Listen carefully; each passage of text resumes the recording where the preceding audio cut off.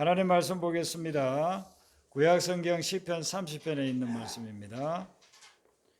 구약 821페이지에 있는 시편 30편 1절부터 6절의 말씀 교독하도록 하겠습니다.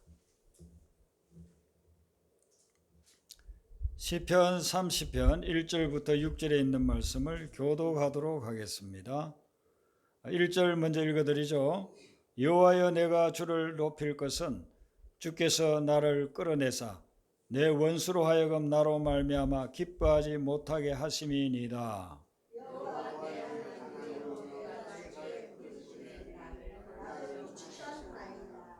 여호와여, 주께서 내 영혼을 스올에서 끌어내어 나를 살리사 무덤으로 내려가지 아니하게 하셨나이다.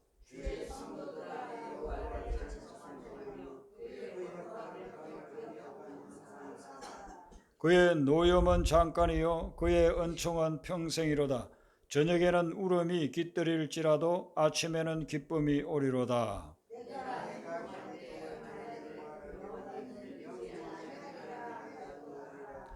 아멘. 우리 성도님들은 인생을 많이 살아본 분들이 지금 대부분 예배드리고 계십니다. 이렇게 삶을 쭉 살아보면 종종 뒤돌아보게 됩니다. 삶을 뒤돌아보면서 나는 지금까지 무엇을 위해서 살았는가?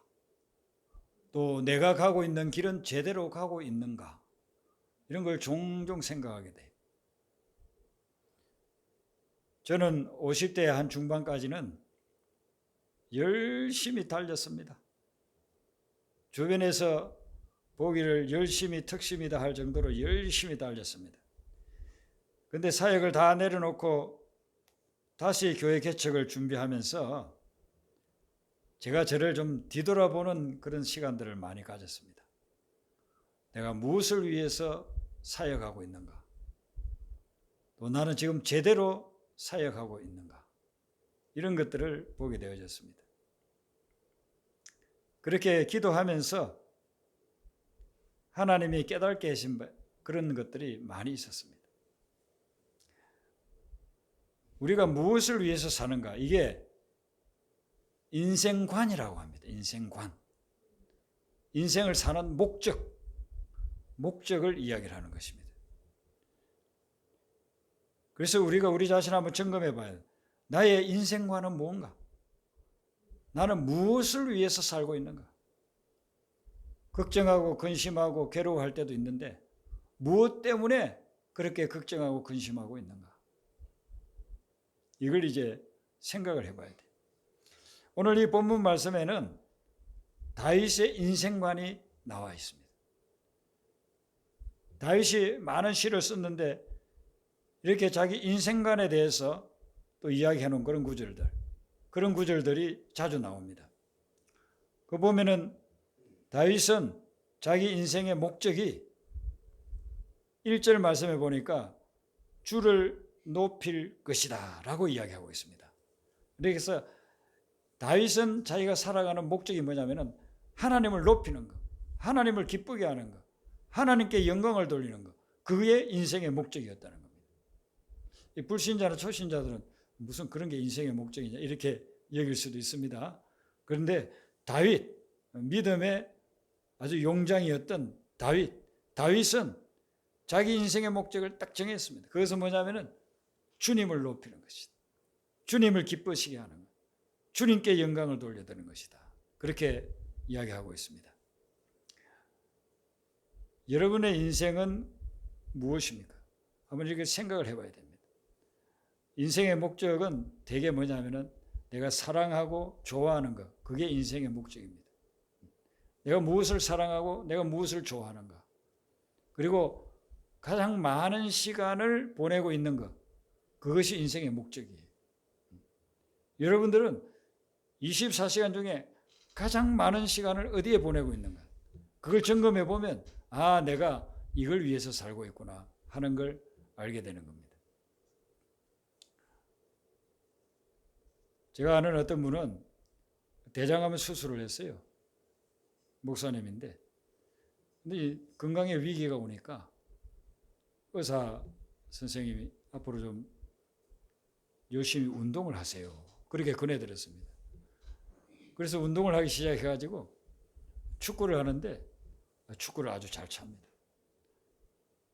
그래서 새벽 기도는 안 해도 축구하러는 갑니다. 축구가 너무 좋은 거예요. 보통은 이제 새벽 기도 마치고 그리고 가서 축구 열심히 합니다. 그래서 이분은 축구를 좋아하게 돼가지고 축구가 너무너무 재밌다고 목회자들 만나면 이야기합니다. 어떤 분은요, 바둑을 배워가지고 잠을 자도 바둑이 꿈에 보인답니다. 사람을 보면은 이쪽인가 저쪽인가 어디다가 놔야 이길 수 있나 이렇게 보인답니다. 자기가 사랑하고 좋아하는 거 그게 인생의 목적이 되는 거예요. 그런데 이 목적이 제대로 되어져 있어야 좋은 결실을 맺을 수가 있는 거예요. 목적이 제대로 되어 있지 않으면 열심히 달려가는데 결과가 제대로 나오질 않습니다. 그래서 목적이 바뀌면 결과도 바뀌고 목적이 바뀌면 인생의 종착역도 바뀌게 되는 것이에요. 산을 오르는 사람들이 있는데 산을 올라가는 이유가 있습니다. 산에 들어가는 이유가 있습니다. 어떤 사람은요, 송이버섯 철이 돼가지고 버섯 채취하러 갑니다. 그래서 그 사람은 하루 종일 산을 헤매다가 내려오면은요, 가방에 버섯이 가득 차 있습니다. 어떤 사람은요, 산에 들어가가지고 가을에 밤 주스로 갑니다. 밤 주스로. 밤이 막 떨어져 있는 지역을 아니까 거기 가서 하루 종일 주워서 내려오면은요, 가방에 그냥 산밤이 가득 차 있습니다. 자기가 목적한 것을 저녁에 가지고 내려오는 것입니다. 마찬가지입니다. 우리 인생도 내가 목적하는 게 뭐냐 따라서 그 다음에 결과가 마지막에 얻는 것이 달라진다는 것입니다. 다윗은 자기가 목적하는 것이 다른 것이 아니고 하나님이라. 하나님이 자기의 목적이. 하나님을 기쁘게 해드리는 게 자기의 목적이다. 그런데 왜 다윗이 하나님을 그렇게 기쁘게 해드리는 것을 목적으로 삼았는가? 그것을 오늘 본문 말씀에서 4절까지 이야기를 해주고 있어요. 어떻게 해서 자기는 그 하나님을 이렇게 목적으로 삼았는가? 1절을 보시면 여호와여 내가 주를 높일 것은 내가 주님을 높이는 이유가 있는데 그 다음에 이제 나오는 거예요. 주께서 나를 끌어내사. 첫 번째는 주께서 나를 끌어내 줬다는 겁니다. 세 번째는 이걸 수렁에서 건져 주었다라고 이야기를 하고 있습니다. 내가 수렁에 빠졌을 때에 하나님이 건져 주었기 때문에 그래서 나는 주님을 내 인생의 목적으로 삼습니다. 그렇게 고백하고 있는 것입니다. 수렁에서 끌어내 준다. 다윗은 삶을 살아가면서 수렁에 빠지기도 하고 웅덩이에 빠지기도 하는 고난에 처하기도 하는 그런 경우가 많이 있었습니다. 그때에 그가 막 하나님 앞에 부르짖었더니 하나님이 구해줬다는 겁니다. 오늘 이 본문 말씀 뒤에 한 10편 정도 뒤로 가면 시편 40편을 한번 펴보시기를 바랍니다. 시편 40편 1절 2절에 다윗이 그럼 고백을 해요. 이 두 구절은 여러분들이 암송하고서 어려울 때 이런 구절들을 암송하면 큰 힘이 생깁니다. 시편 40편 1절 2절 시편 40편 1절 2절 우리 같이 읽습니다. 시작. 내가 여호와를 기다리고 기다렸더니 귀를 기울이사 나의 부르짖음을 들으셨도다. 나를 기가 막힐 웅덩이와 수렁에서 끌어올리시고 내 발을 반석 위에 두사 내 걸음을 견고하게 하셨도다. 아멘. 다윗이 고백하기를 내가 기가 막힐 웅덩이와 수렁에 빠진 적이 있다는 거예요. 여러분, 이 기가 막힐 웅덩이와 수렁은 내 경험이나 내 지혜나 내 힘을 가지고는 절대로 빠져나올 수가 없어요. 나는 키가 2m도 안 되는데 수렁의 깊이는 10m나 돼요. 거기 빠졌어요. 아무리 발버둥을 치고 뛰어가도 절대로 빠져나갈 수가 없어요. 위에서 밧줄이 내려와가지고 그 밧줄을 붙잡아서 그 사람들이 끌어올려주면 내가 올라갈 수가 있는 거예요. 인생을 살면서 그럴 때가 있는 거예요. 내 힘으로서 내 능력으로서 내 경험으로서는 도저히 극복할 수 없는 그런 수렁과 웅덩이에 빠지는데 다윗이 그렇게 빠졌는데 하나님이 위에서 군에 밧줄을 내려주셔가지고 나를 끌어올려 주시더라. 그걸 고백하는. 그래 그런 경험들이 많았기 때문에 오늘 본문에도 그러고 40편에서도 그렇게 이야기하고 있는 거예요. 나를 기가 막힐 웅덩이와 수렁에서 끌어올리시고 그리고 나를 더 이상 빠지지 않는 반석 위에 세워주셨기 때문에 그 주님을 생각하면 나는 그 주님이 내 인생의 목적이 된다. 다른 사람이 내 인생의 목적이 되는 것이 아니라 다른 어떤 것들이 야망이 나의 목적이 되는 것이 아니라 주님이 나의 목적이 된다라고 고백하고 있는 것이죠. 성경 보면 믿음의 사람들이 그런 경우들이 참 많이 있음을 기록해 놓고 있습니다. 요셉은 애굽에서 감옥에 갇혔는데 주님께서 그를 끌어내어서 애굽의 총리가 되게끔 만들어 주십니다. 모세가 나일강에 흘려서 내려가는 갈대 상자에 갇혀 있었을 때에 하나님이 그를 애굽의 공주를 통해서 건져 주시는 겁니다. 그냥 내버려 뒀으면 둥둥둥 떠내려가서 지중해에 가가지고 그냥 파도 치면은 파도에 아마 죽었을 겁니다. 그런데 하나님께서 그 모세를 건져 주셨는 겁니다. 나일 강물에서 건져 주셔서 그를 민족의 지도자로 세워 주신 것입니다. 사도행전 12장에 보면은 베드로와 사도들이 복음을 전하니까 헤롯이 그들을 붙잡아서 감옥에 집어였습니다. 베드로가 감옥에 들어가서 착고에 차여서 이제는 내일이면은 사형당할 그런 상황에 있는 겁니다. 그런데 그날 밤에 하나님이 천사를 보내서 옥문을 열고 그를 얽어매고 있는 모든 것들을 다 끌려버리고 그리고서는 그 감옥에서 끌어내어 자유의 몸이 되게 하는 겁니다.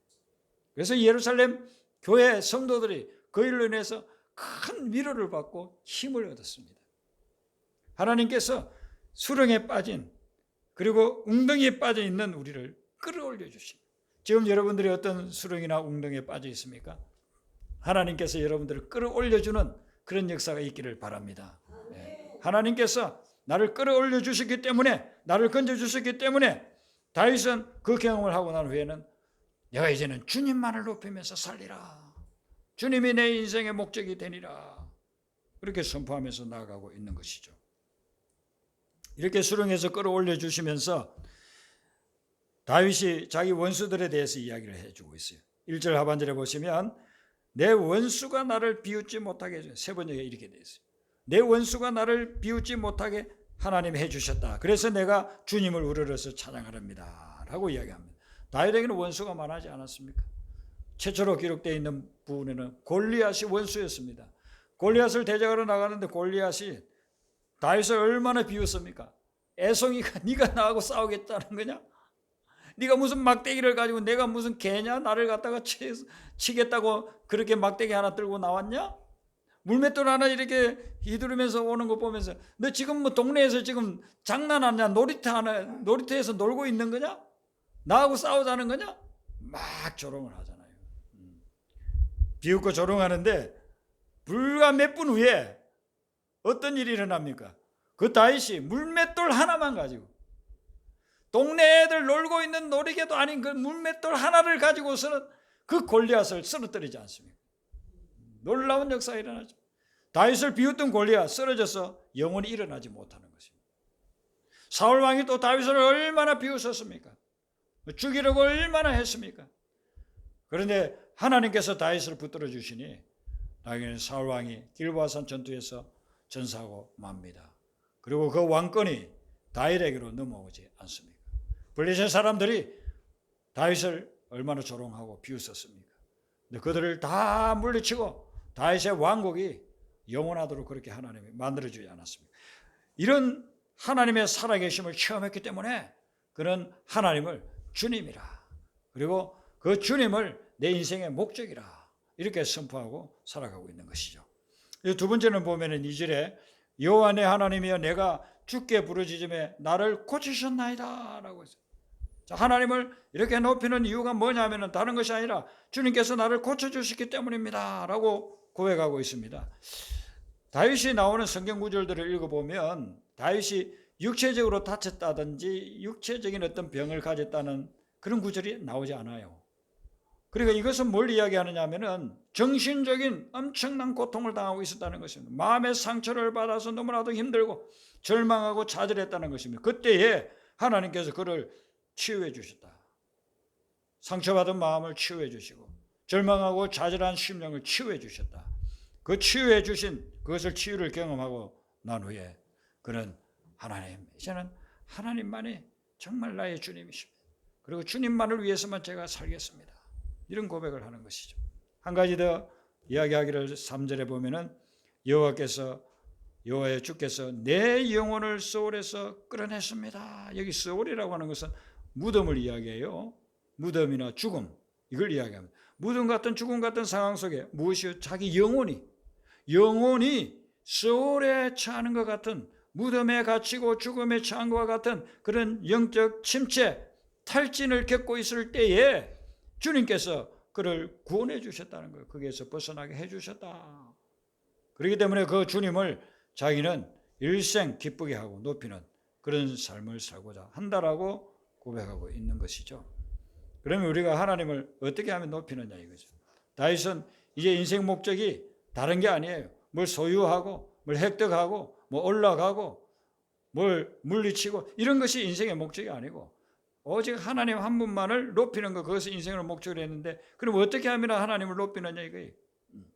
4절 말씀에 보면 주의 성도들아 여호와를 찬송하며 그의 거룩함을 기억하며 감사하라 그렇습니다. 그래서 하나님을 높이는 방법은 두 가지. 하나님을 찬송하고 하나님께 감사드리는 것. 이것이 하나님을 높여드리는 것입니다. 부모가 언제 기뻐합니까? 자녀들이 감사하고 즐거워하게 되면 부모가 기뻐요. 그런데 자녀가 만날 원망하고 불평하고 비방하고 막 이렇게 하고 있으면요 부모 마음이 아파요. 잠도 못 자요. 우리 아들이 우리 딸이 왜 저러나. 애들 시집장가 보냈는데 맨날 싸우고 원망하고 그렇게 산다고 하면은요 부모 마음이 그냥 막 깨지는 거예요. 너무 속쓰린 거예요. 그런데 서로서로 기뻐하면서 감사하면서 잘 산다. 그러면은 부모가 얼마나 기쁩니까? 하나님이 자녀된 우리를 볼 때도 마찬가지입니다. 우리가 원망하고 불평하면 하나님이 너무너무 마음이 아파해요. 그런데 찬양하고 감사하고 즐거워하면은 하나님이 너무너무 기쁜 겁니다. 우리 자녀들이 저렇게 감사하면서 찬양하면서 사는구나. 그래서 기뻐하는 거예요. 선교사님 한 분이 여자분인데 아프리카 케냐에 선교하러 갔습니다. 가가지고 자동차를 또 매입하고 그곳에서 선교하려면 걸어서 다닐 수 없는 지역이니까 밀림 지역, 막 정글 지역 가야 되니까 그래서 차를 다 사서 이제 이 차 타고 열심히 선교해야 되겠다 하고서 하룻밤 자고 일어나 보니까 바퀴가 하나 없어요. 훔쳐가 버린 거예요. 바퀴 하나를 빼가지고 훔쳐가 버렸으니 그 차를 어떻게 타고 다닙니까? 너무 실망이 됐습니다. 선교하러 왔는데 어떻게 첫날부터 이렇게 도둑을 맞아가지고 선교도 못하고 이런 거. 그래서 옆 동네에서 사역하는 선교사님 찾아가지고 그 사모님께 그런 이야기를 했습니다. 아이고 사모님, 이렇게 선교하려고 차를 사놨는데 아침 일어나 보니까 바퀴를 누가 훔쳐가 버렸습니다. 그래서 그 사모님이 물어요. 선교사님, 바퀴를 다 훔쳐갔어요? 하나만 훔쳐갔어요? 하나만 훔쳐갔다고 하니까 아유 그러면 감사하네요. 하나만 훔쳐가고 세 개는 남아있으니까 감사하네요. 근데 그 순간 이 선교사님이 큰 걸 깨달았습니다. 자기가 선교지에 와가지고 선교지 언어를 막 배우려고 그렇게 이제 하고 있었는데 이 감사가 선교지의 언어구나. 그걸 깨달았습니다. 내가 앞으로 선교하려고 하면은 무슨 일이 일어나도 진짜 감사해야 되겠구나. 한국에서는 감사에 대한 설교도 많이 듣고 자기가 설교할 때도 감사하라고 했는데 실제로 가가지고 뭘 잃어버리고 나서 감사가 나옵니까? 안 나오는데 사모님이 먼저 몇 년 동안 일찍 와서 사역하던 그 사모님이 이야기를 해주는데 그러면 세 개가 남아있으니까 감사하네요. 그때부터 이 감사를 자기가 터득하기 시작을 했습니다. 거기 선교지다 보니까 케냐 아주 열악하잖아요. 수돗물이 들어와요. 수돗물이 들어오는데 어떤 데는 수돗물이 안 들어와 버린대요. 그러면 그전 같으면 자기는 틀림없이 불평했을 거래요. 그런데 하나님 앞에 생각을 탁 바꿔가지고 감사를 하는 거예요. 수돗물은 안 들어오지만 그래도 전기는 들어오니까 감사합니다. 그래도 어떤 데는요 또 전기가 안 들어온대요. 그러면 밤에 뭐 해야 될 일들이 많은데 컴퓨터 켜고서 뭐 해야 될 일도 많은데 전기가 안 들어오니까 어떡하면 그래도 전기가 안 들어오지만 수돗물은 나오고 있으니 감사합니다. 그랬다는 거예요. 근데 어떤 때는 수돗물도 안 나오고 전기도 안 나온다요. 그런 때는 수돗물과 전기가 같이 나오던 날이 많았기 때문에 감사합니다. 그러면서 그 선교지에서 불평 원망하면서 좌절할 수 있는 그런 것들을 다 극복하고 감사하면서 놀라운 선교지의 역사들이 나서 그분이 여자 몸으로 혼자 선교지에 갔지만은 그 선교지에서 많은 영혼들을 구원하고 교회를 세우고 그런 사역들을 감당한 거예요. 그래서 나중에는 첫날 차의 타이어를 잃어버린 거 그거 자체를 두고두고 감사를 하는 거예요. 그걸 통해서 자기는 감사의 그런 사역을 감당하는 터득하게 된 거예요. 그걸 터득하게 돼서 나머지 모든 사역들을 마치고 이제 한국에 들어와서 지금은 한국에서 사역하고 계시는데 그런 귀한 사명을 감당하게 된 게 하나님 앞에 감사드리기 시작하면서 하나님은 우리가 찬양하고 감사할 때 하나님이 기뻐하시고 그 감사를 통해서 또 감사할 일들을 우리에게 계속해서 일으켜 주신다 하는 것입니다.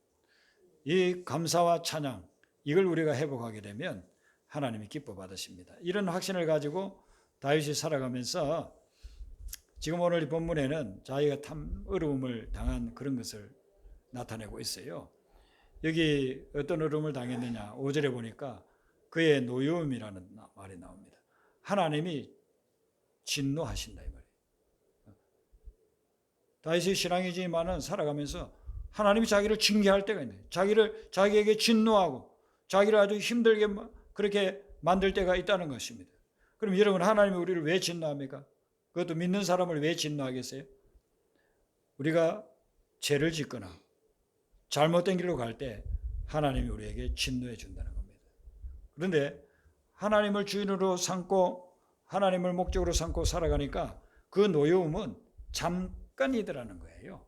하나님 우리에게 진노하는데 징계하는데 그것은 잠깐이고 하나님 우리에게 주시는 은혜는 평생 지속되더라. 그걸 고백하고 있는 거예요.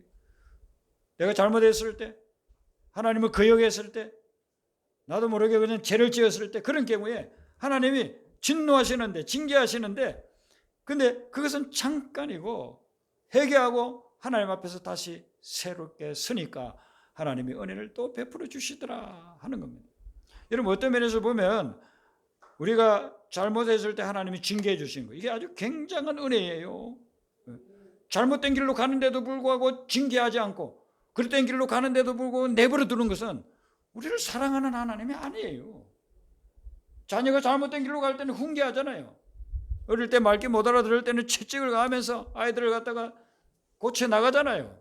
그렇지 우리가 잘못된 길로 가고 우리가 하나님을 거역하고 그렇게 살아가게 되면 하나님이 그것을 징계해주고 채찍 때려주는 겁니다. 그러면서 거기에서 돌아서도록 해주는 거예요. 그러니까 징계를 받는 거 그것도 하나님 우리를 사랑하시기 때문에 하시는 거예요.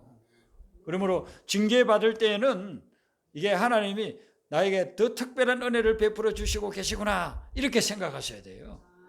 그래서 징계도 은혜라는 겁니다. 내가 채찍에 맞는 것도 그것도 은혜라는 겁니다.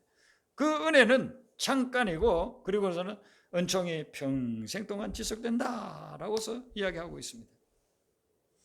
여러분 우리가 어떤 어려움을 당하고 문제를 당할 때는 그 문제의 원인을 정확하게 파악을 해야 돼요.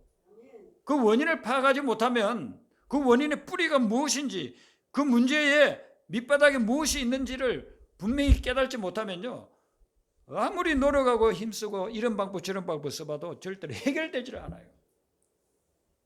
우리 이명수 집사님 그 치료받고 계신 과정을 제가 장로님 통해서 들었어요. 근데 이 손이 떨리는 이런 부분들을 오랫동안 여기 가까이에 있는 병원에 가서 약을 지어서 드시고 계셨는데 이게 치료가 안 됐답니다. 근데 이번에 구로에 있는 어떤 큰 병원에 갔더니만 그 의사분이 그 모든 여태까지 먹던 약들은 다 먹지 못하게 하고 직접 조제를 해가지고 약을 주셨는데 그 약을 먹고서 이 떨리는 현상이요 싹 없어졌대요. 그러니까 그분은 그 원인을 정확하게 파악을 한 거예요. 명의는 다른 데 있는 게 아니에요. 명의는 문제의 원인을 질병의 원인을 정확하게 파악하는 거예요. 그걸 파악을 해야만 해결책이 나오는 거예요. 원인을 알면요, 벌써 90% 이상 다 해결된 거예요. 예. 그래서 우리가 삶을 살아가면서 어떤 문제에 부딪힐 때 그 문제의 원인을 우리가 파악해야 됩니다. 하나님 앞에 기도하세요. 하나님, 이 원인이 뭡니까? 그래서 그 원인을 파악해요. 원인을 알려주는 분이 하나님이에요. 예. 하나님께 나와서 말씀을 묵상하고 기도하면요, 내 삶에 뒤틀린 이 부분, 이 엄청난 문제의 이 부분들의 근본적인 원인이 뭔지를 하나님이 알려주신다니까요.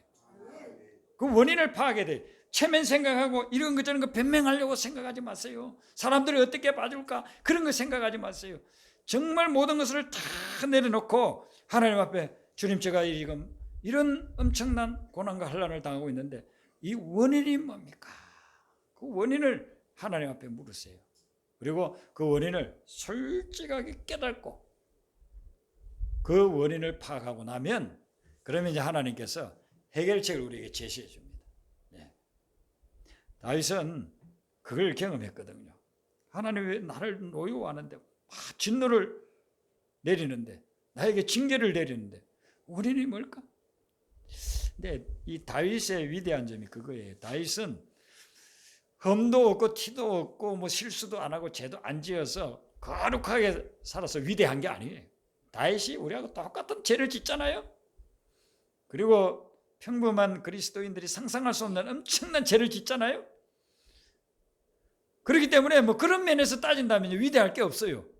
오히려 우리 성도님들이 더 위대해요. 다윗같이 그는 엄청난 죄 안 지었으니까 위대할 거예요. 그런데 다윗의 위대함은 그 부분이 아니고, 어떤 문제를 당하면 그 문제에 대한 정확한 원인을 파악한다는 거예요. 하나님 앞에 기도하면서 모든 걸 다 내려놓고 무엇 때문에 이런 환난이 왔는지, 무엇 때문에 이런 문제가 발생했는지를 정확하게 깨닫는 거예요. 그게 위대한 거예요. 그게. 그리고서는 그것이 자기가 하나님 앞에 잘못된 부분이라고 한다면, 또 죄를 지어서 그렇다고 한다면 그것을 뭐 체면 따지지 않습니다. 자기의 어떤 명성 따지지 않습니다. 다 내려놓고 하나님 앞에서 그 부분을 놓고 회개하는 겁니다. 회개하니까, 그러니까 치유와 회복의 역사가 일어나는 거예요. 다윗의 위대한 점은 다른 것이 아니에요. 우리하고 똑같은 사람, 우리보다 더 악한 죄를 저지르는 그런 사람이지만은 그의 위대한 점은 다른 게 아니라 원인을 솔직하게 파악하는, 있는 그대로 무엇인가 그것을 파악하고, 그리고 난 후에는 그것을 하나님 앞에 다 내어놔요. 주변에 있는 사람들 앞에서 다 내어놔요. 내가 이렇게 해서 하나님의 징계를 받았고, 이렇게 해서 내가 하나님의 진노를 받았다.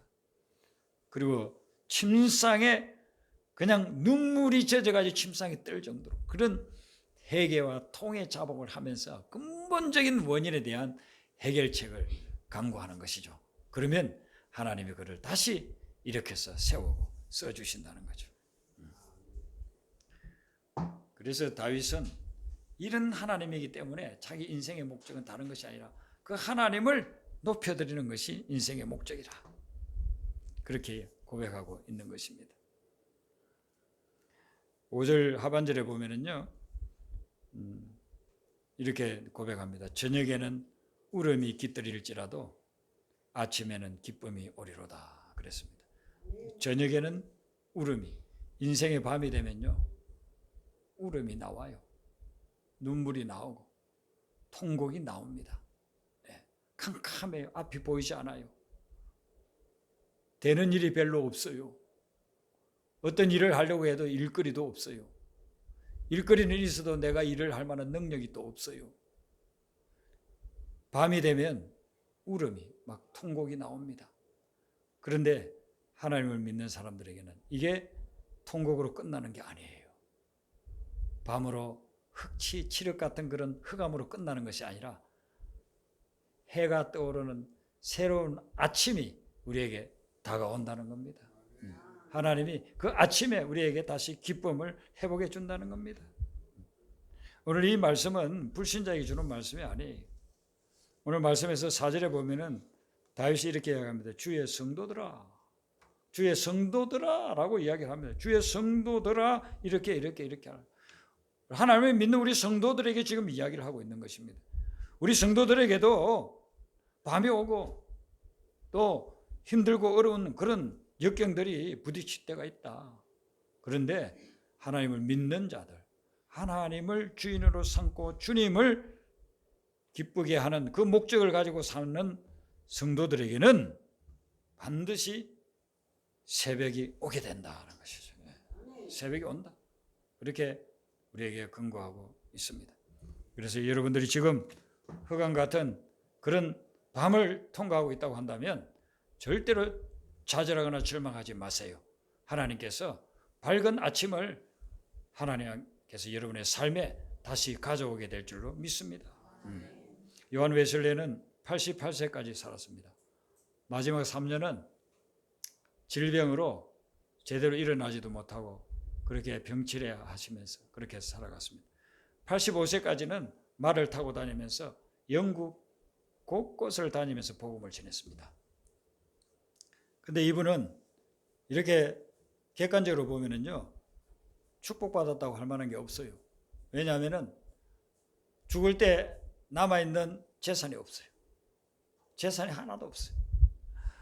사회 가다가 누가 헌금해서 또 생활비 하라고 주면은 생활비에도 아주 검소하게 하고 남는 거는 전부 다 가난한 사람 도와주고 복음 전하는데 그렇게 썼어요. 유산으로 남겨줄 게 하나도 없습니다. 더군다나 유산을 줄 대상인 자녀가 한 명도 없었어요. 그의 어머니 수산나 그의 형제자매들은 뭐 19명인가 뭐 하여튼 엄청나게 많았어요. 그랬는데 웨슬레는 복음 전하러 다니면서 자녀가 하나도 없어요. 결혼을 늦게 했지만은 그 결혼한 분이 웨슬레하고 같이 살 수 없다고 해가지고 도망을 가버렸어요. 요즘으로 치면은 목사님 사모님이 도망가 버린 거예요. 아, 목회 찌긋찌긋해. 나 못 살겠어. 난 목회자고 나는 못 살아. 나는 목회자고 못 살아. 그리고 도망을 가버려요. 그러니까 아내도 없고 남겨줄 재산도 없고 자녀도 하나도 없어요. 그런데 이분이 돌아가실 때 한 말은 상상할 수 없는 그런 말을 유언으로 남기고 돌아갔어요. 돌아가시기 전에 옆에 앉아있는 성도들을 향해서 마지막 한 말씀이 그러대요. 참으로 좋은 것은 하나님이 우리와 함께 하시는 것입니다. 그 말씀하고 돌아가신 거예요. 네. 참으로 좋은 것, 내가 88년의 평생을 살아보니 참으로 좋은 것은 하나님이 함께 하시는 것입니다. 그렇게 하고서 돌아가셨다니까요. 근데 이분은 다윗처럼 하나님을 인생 목적으로 삼고 살았어요. 그래서 그 하나님이 우리와 함께 하시고 하나님이 동행하신다고 하는 것, 그것보다 더 좋은 것이 어디에 있겠습니까? 그 말씀을 남기고 돌아가셨습니다. 요한 웨슬레는 정말 기독교 2000년 역사에서 믿음의 표상입니다. 그래서 요한 웨슬레가 전한 그 복음이 지금은 수억 명의 사람들이 그 요한 웨슬레를 통해서 그 복음의 결실들이 현재 나타나고 있는 것입니다. 웨슬레가 세운 교단은 감리교인데 그 웨슬레의 영향을 받아서 다른 많은 교단들도 만들어졌고 성결교회도 그 웨슬레의 복음을 전한 사람들에 의해서 선교사가 파송돼서 세워졌고 미국에 가면 포스퀘어 처치라는 데가 있습니다. 네 모퉁이 교회라는 그런 교단이 있는데 거기는 중생 성결 신유재림 성결교회 교리 네 교리하고 똑같은 교리입니다. 뭐 나사렛 교단 여러 교단들이 있는데 그게 다 웨슬레를 통해서 만들어진 그런 교단들이에요. 그래서 웨슬레의 영향으로 지금 신앙생활을 하고 있는 사람들이 전 세계에 아마 몇 억 될 겁니다. 정확하게는 지금 뭐 파악은 못해도 몇 억 될 겁니다. 그가 믿음의 사람으로 살면서 마지막 숨을 거두는 순간에 고백한 것. 하나님을 목적으로 삼고 사는 삶, 그 삶이 가장 좋은 삶이고 복된 삶이다 라고서 고백하고 간 거예요. 그래서 여러분 세상 것은요 아무리 목적으로 살아도 내가 얻지 못하지만은 얻었다 해도 그게 진정한 행복을 주지를 못해요. 언제 또 떠나갈지도 몰라요.